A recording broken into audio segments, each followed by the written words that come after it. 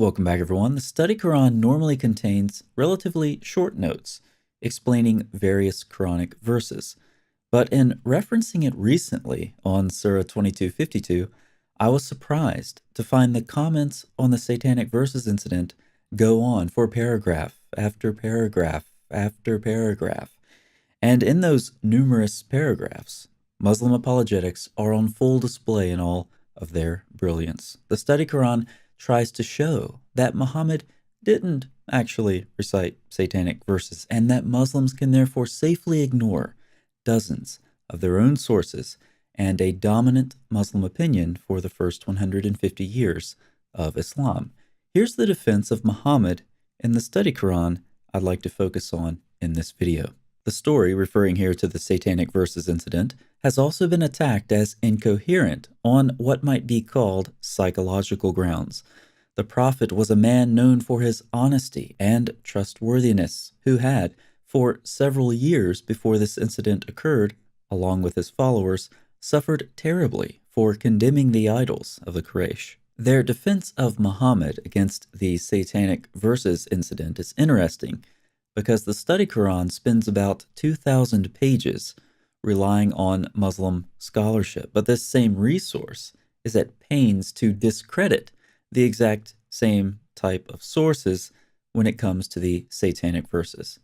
But the defense you just heard, we'll call it the psychological defense, is worth examining further. Let's break it down. Muhammad was psychologically sound, or honest and trustworthy.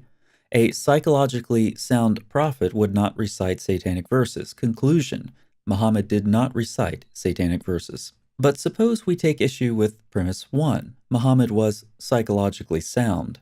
Let's ask if Muhammad sounds like a trustworthy guy. We'll start with one of my favorite hadith. Muhammad said, "A group of Israelites was lost. Nobody knows what they did, but I do not see them except that they were cursed or changed into rats.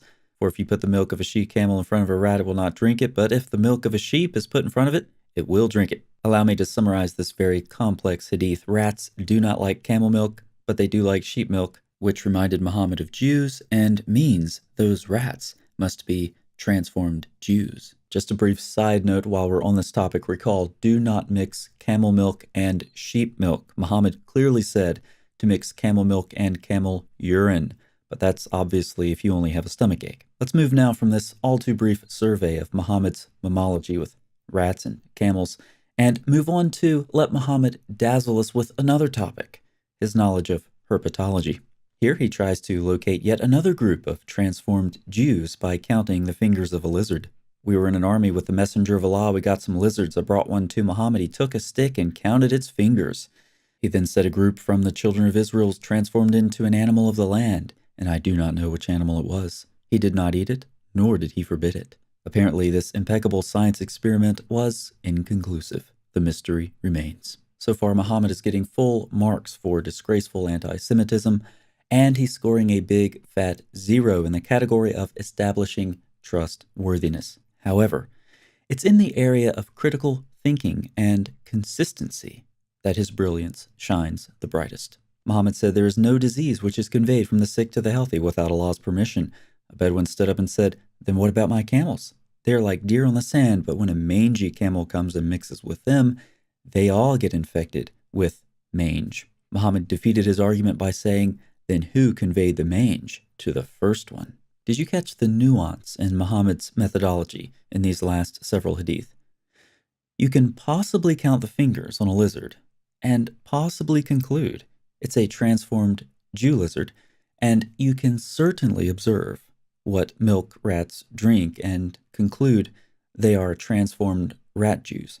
However, if you put one sick animal next to a healthy one, and the healthy one gets sick in the same way as the sick one, can you conclude that the one animal made the other one sick?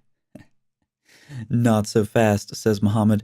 We wouldn't want to engage in any wild speculation, would we? But Muhammad isn't finished dazzling us with his knowledge of reptiles.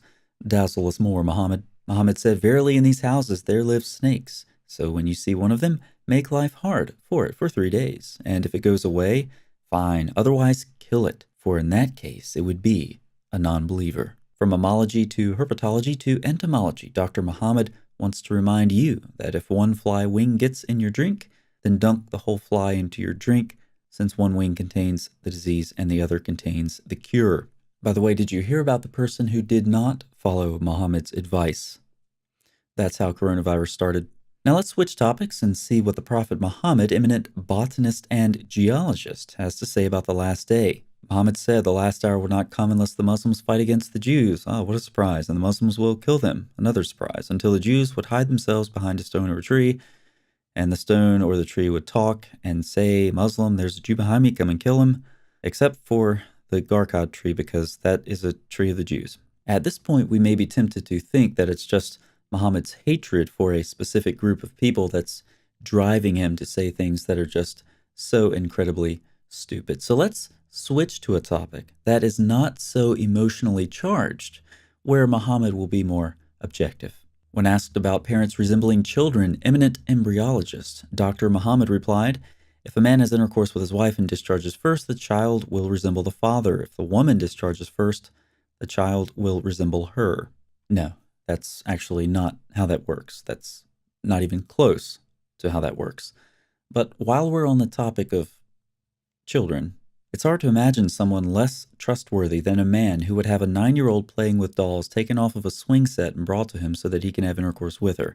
I don't know if it's more or less creepy to look at a baby girl and express desire to marry her, but Muhammad did both for maximum trustworthiness. I also don't know if it's more or less creepy to tell a woman to breastfeed an adult man, but he did that too, for double maximum trustworthiness. Okay, it's time for a more sympathetic approach. Sometimes for Muhammad, life was just an uphill battle. It was just one huge mountain of problems. In fact, he was known for climbing up a mountain repeatedly with the intention of jumping off. Now remember, the angel Gabriel talked him out of it, which proves that this is definitely not the Gabriel of the Bible. One wonders if Muhammad could see the sunrise and sunset from the tops of those high mountains. If that's so, that's how he was able to answer this question. One of Muhammad's companions was riding a donkey with him into the sunset. Here's a pop quiz for you. You have Muhammad, one of Muhammad's companions, and a donkey.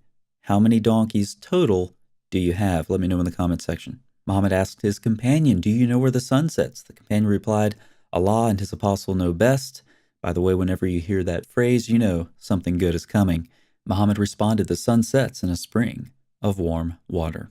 And finally, apparently not known for his consistency, Muhammad asked the same question to the same companion in a different context.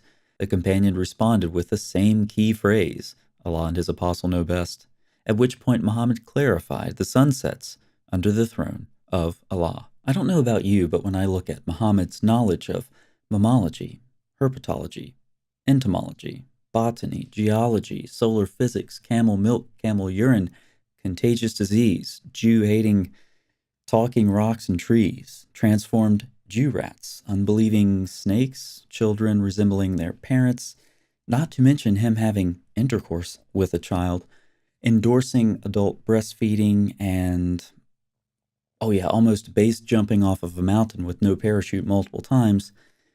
You know, there's something about the psychological defense against the Satanic verses that seems obviously beyond stupid.